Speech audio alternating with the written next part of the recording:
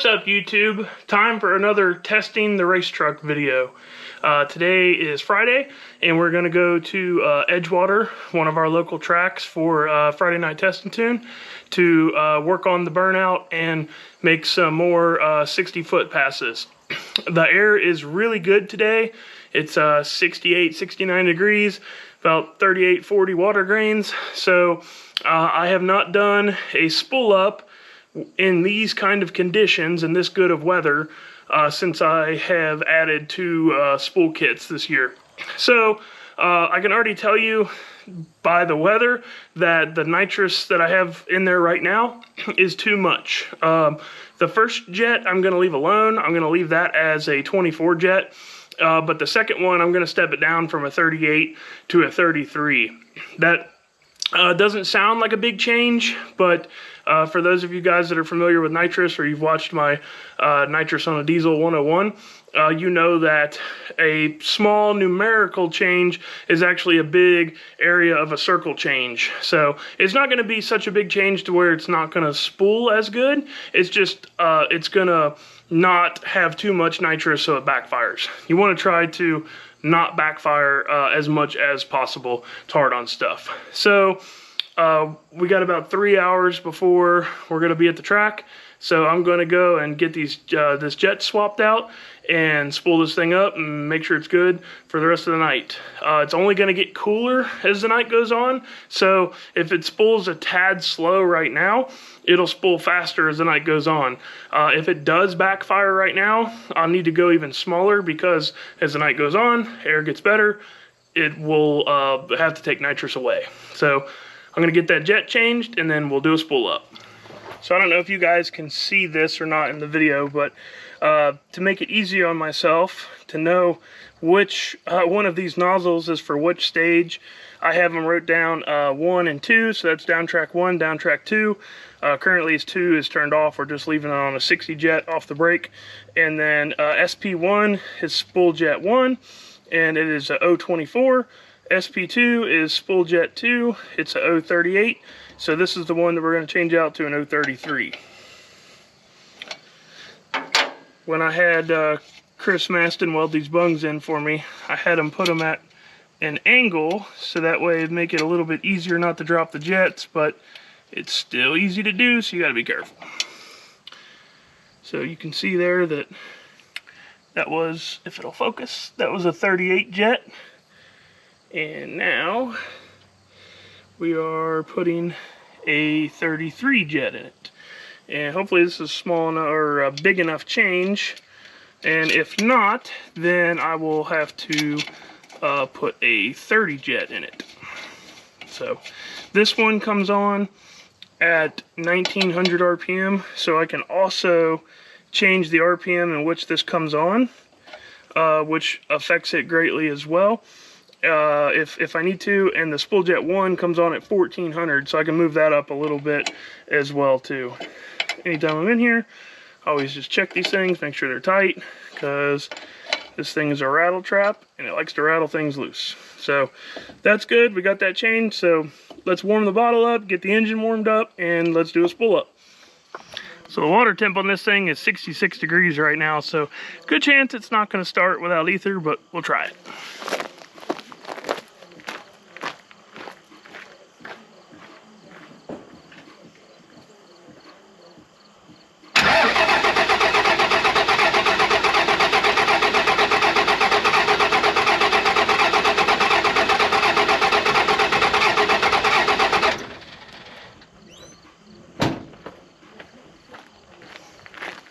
Negative, Ghost Rider. Ether required. Of course, that one's the tip that's off. No problem. Make sure we're in park.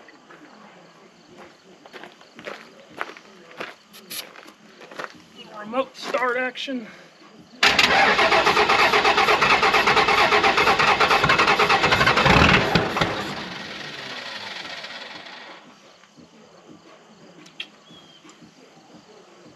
John Deere ether for you 12 valve guys. John Deere ether.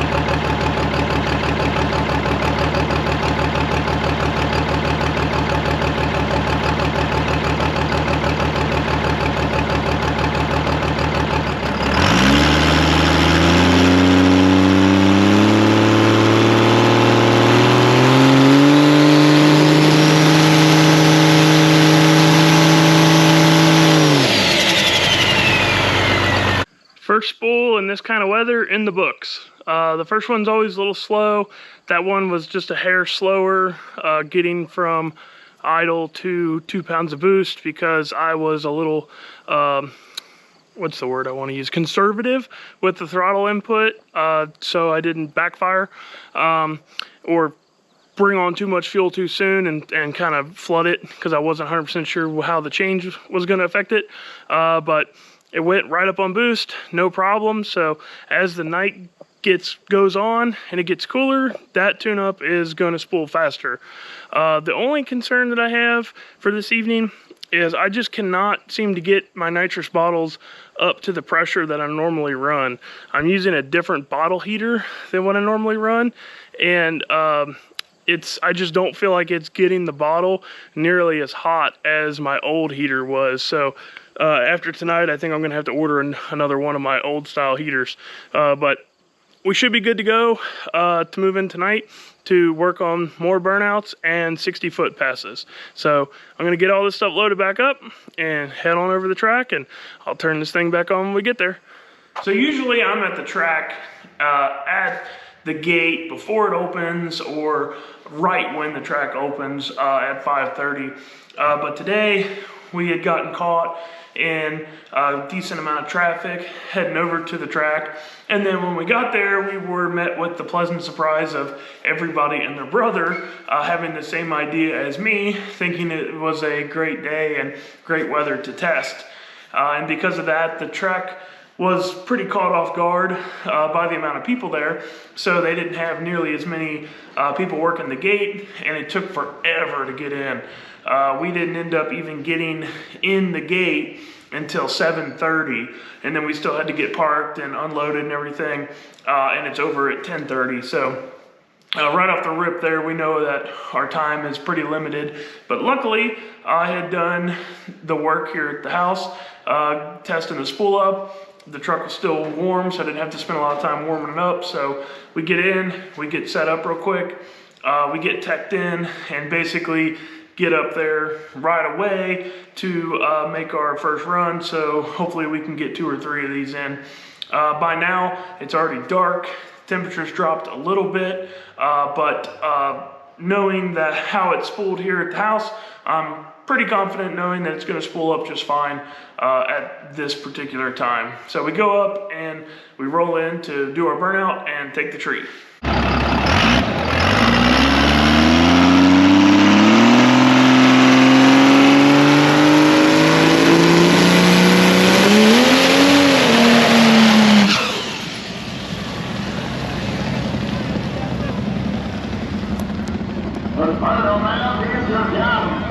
So that was absolutely the burnout that we were looking for. That was exact same procedure as the last video with the burnout, starting in second gear, fuel only, spooled it up to about 45 pounds of boost, let go of the foot brake, and shifted into third. And man, I could have burnt that thing as long as I wanted to.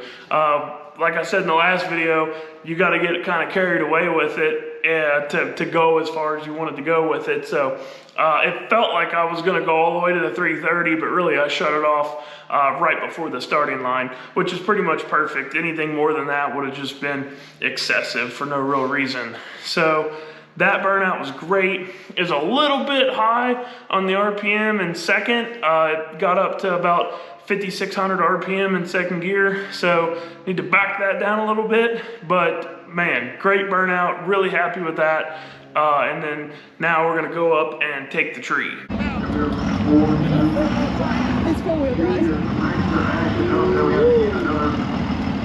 That's the best rubber dip for my first round here in the better. That's season race number 5. Unless I got another one just like this. And Florida Raceway, I don't know if he twisted something, but this is what it looks like. Yeah, I know it was you. You ran out there. Yep. Okay. Yeah.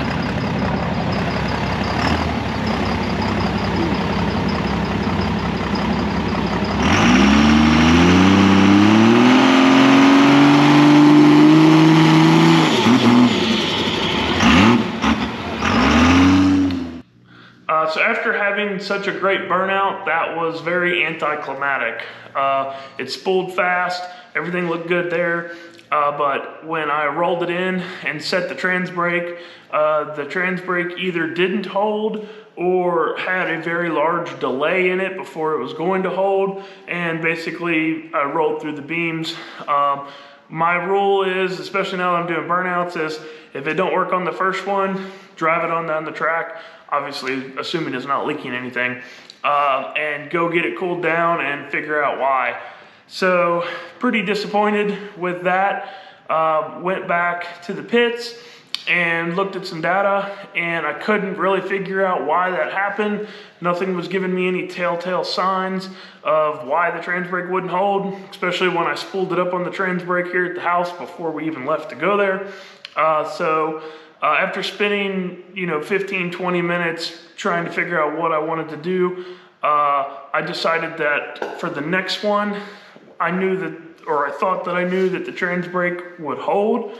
So I was just gonna go up there after the burnout, turn on both bulbs like I'm racing a drag week, and set the trans brake, then spool up, and then let go of the button, so at least we could get some data in, and then bring it back home and figure out why it's rolling so much or not setting the brake.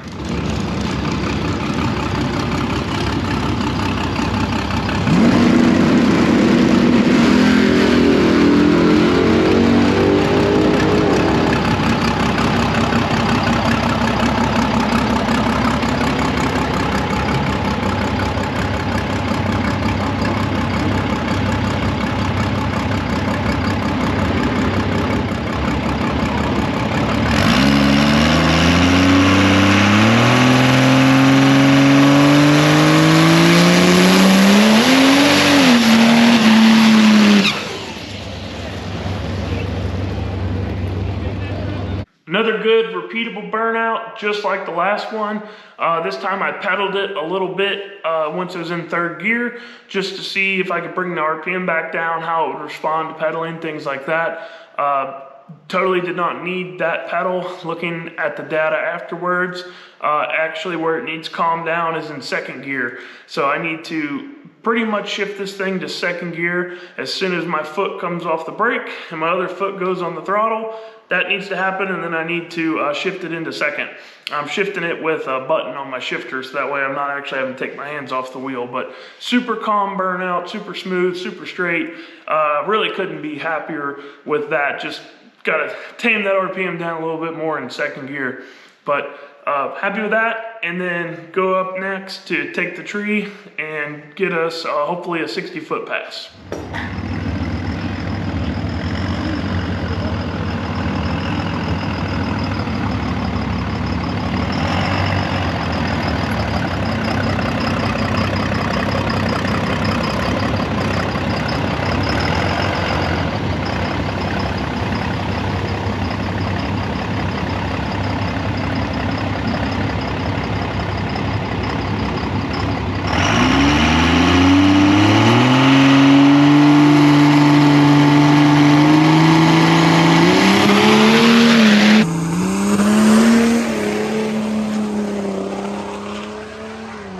So the trans brake did hold by just turning on both bulbs and setting the trans brake. It spooled up fine, but that bounce that you've seen when I let go of the trans brake, it set like I let go of the brake, but then at the time, just driving it, it felt like it bucked forward or laid over, like something happened, and then it came back up into power.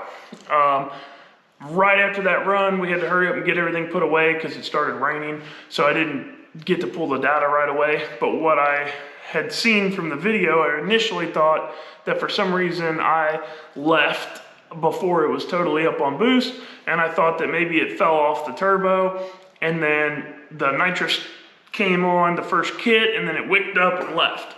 That 60 foot was a 158, which is not good, and because of what was going on there. So I run it out, it shifts into second, and I ran it out to make the 2-3 shift, Probably shouldn't have, but I had a good feeling that this was gonna be our last run of the night, and I wanted to check and see where it made the 2-3 as far as where I have the shifter set up. I also wanted to look at the 2-3 shift drop, because I have been adjusting some stuff in the transmission to make the 2-3 shift really nice and crisp. So I just wanted to run it out there and let it make the 2-3 so I could get the data on what that looked like. What I found happened there in the beginning of that run is, for some reason, the trans brake reset. So I let go of the trans brake, it moved, and then the trans brake reapplied, it laid over, obviously, because you're trying to lock the wheels up, and then the trans brake released again. I am very confident that I didn't touch the button. The lever that I have on the bracket, I guess I should say, that the button is on, I actually have that kind of bent over the steering wheel, so that way when I let go of the button, it would be a lot harder for me to press the button.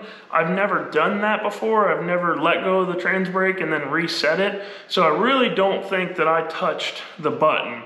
By looking at the smart wire, it gives you basically a value on anything you want to log electrically, you can log. I'm logging trans brake release, so that, or trans brake apply and release, so that way I can see when we're doing testing with new parts, how fast or slow the trans brake is releasing.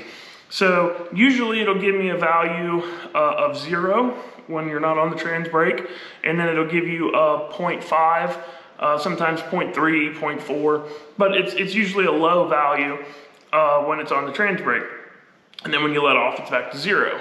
Well, this had a value of 15. Now I'm gonna be honest with you, I don't really know exactly what that means yet, but it's not common from any of the other data logs that I've had with this new with any of the trans brake solenoids. This new trans brake solenoid is weird. So it was 15, and then it dropped off to 0, and then it went back up to like 8, and then up to 15, and then it was like it was applied there for about 1/10 of a second, and then dropped back off to 0. So in my opinion, or my limited knowledge, whatever you want to call it, that makes me think that somehow electrically the trans brake solenoid, there's something wrong. There's something not happy with that. The solenoid that we were trying is a power glide solenoid, and it takes a lot of amperage.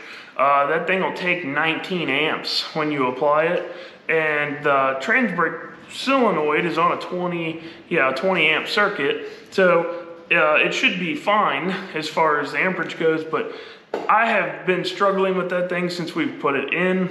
So honestly, I'm gonna have to do a little bit more digging to see what's going on with that, but we are getting so close to the end of the year at this point. I mean, we're gonna turn around and it's gonna be snowing. So for the time being, I think I'm gonna put my old valve body back in, the old tried and true solenoid that's worked for us, and then we can revisit the new solenoid at a later date, just because if I don't, if I go to the track again and have another stupid problem because of the trans brake solenoid, that's gonna suck.